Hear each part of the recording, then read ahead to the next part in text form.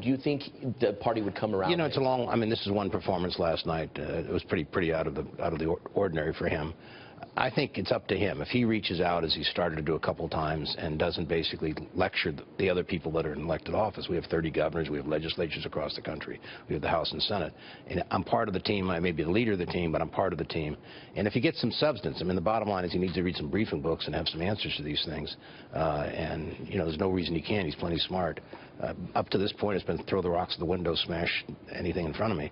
And I think he's made that case. Now let's try and be viewed more seriously, and let's start opening up on some of these serious issues that the country cares very deeply. And Ed, in your piece on the GOP debate, you say, all right, it was a good night for the GOP, bring on Hillary.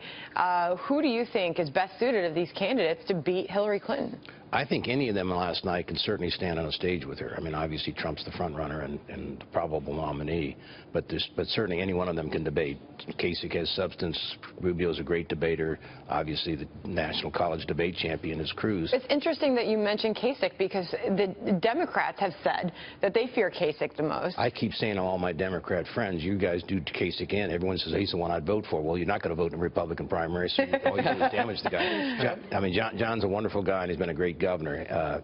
He's just got a very narrow path at this point in time. I assume he may win Ohio, but where do you go from there? It's awful hard. What really struck me last night is when Trump came out and said, look, for the first time, you've got independents wanting to vote Republican. Right. So embrace it, cherish it. He was sending a message to all the people pushing back on him being the nominated. You know, this is the first time. A lot of people have said exactly the way he performed last night that he should.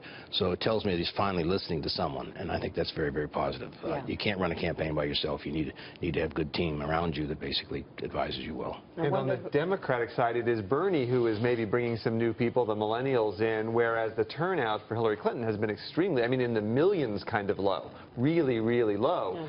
Could you see a situation where Trump brings in his fans to a general election, whereas Hillary maybe doesn't get some of the people? Well, she certainly isn't energizing her base, and I think she's not at all. And I think, you know, there's a difference between a primary and a general. But I think the interesting thing is you look at Vermont. 20% of the voters in Vermont couldn't decide between Trump and Bernie. I mean, how do you have two extremes? I mean, they are both the outliers. They're both the representing the angry voter out there, and there's a lot of angry voters out there. Ed, let me switch gears, ask you about Nancy Reagan. We're remembering her, celebrating her today ahead of her funeral this afternoon. You were close, of course, with the Reagan family. What are your favorite memories? Well, she was just an extraordinary woman, and the irony of it was that she was criticized very harshly initially for things that were absolutely absurd today. She brought great class to the White House and great class to the country. But the most important thing is she was a very solid advisor to the president, and the longest-serving advisor. It was the one person he trusted.